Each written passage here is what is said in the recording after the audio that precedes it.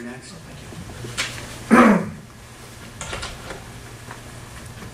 For the record, my name is Paul Richmond. I'm an attorney in Port Townsend.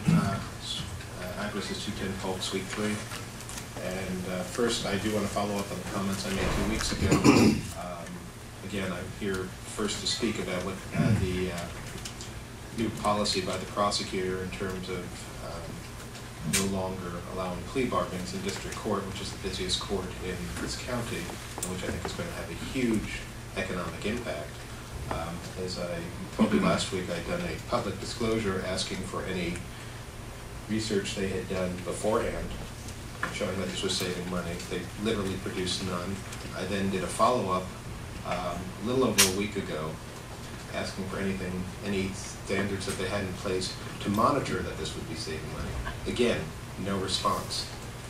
The one thing that I've seen has been something found by Public Defender Richard Davies that's out of Texas that shows when you actually instituted this policy, not only did plea bargains continue at about the same level, but the number of trials doubled.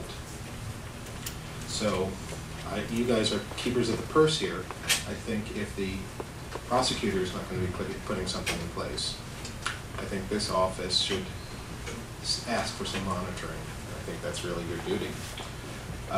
I do also want to speak out against the cogen plant, and there are others who I think can speak more eloquently, but as Dr. Salmon said, there have been successful examples of local municipalities enacting ordinances to curb real harms by similar plants. What this really seems to be driven by is grant funding more than anything else. They're trying to, the mill, which is really an investment bank headquartered outside of this country, trying to pick up some quick cash.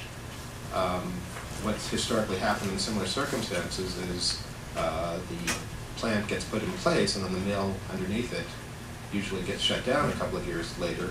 So basically you have a net loss of several hundred jobs and a gain of about a dozen or so jobs with the cogen plant.